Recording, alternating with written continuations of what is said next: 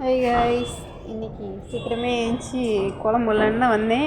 பார்த்தா செம மழையாக போச்சு. சரி ஓகேன்னு சின்னதாக அந்த மழையிலையுமே நம்ம வீட்டில் குழம்பு போட சொல்லுவாங்க.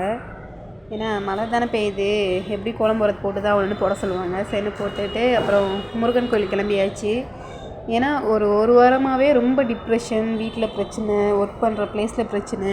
சரி இன்றைக்கி எப்படியாச்சும் முருகனை பார்த்துடணுன்னு அவ்வளோ மழையிலையும் நனைஞ்சிக்கிட்டே தான் போனேன்.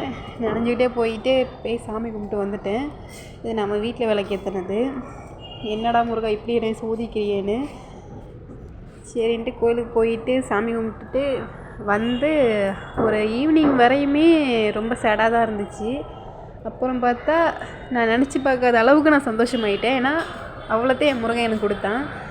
நான் ஓகே ஒரு இதாச்சும் பரவாயில்லங்கிற மாதிரி இருந்துச்சு. ஆனால் நான் நினச்சி பார்க்காத அளவுக்கு அவன் சந்தோஷத்தை கொடுத்தான். இதுலேருந்தே தெரியுது முருகன் என் கூடயே தான் இருக்கான். நான் இது வரைக்கும் நினச்சே பார்க்கல எப்போவாத பிரச்சனையை சரி பண்ண போகிறேன்னு அந்த ஒர்க் பண்ணுற ப்ளேஸில் நான் இருந்தேன்.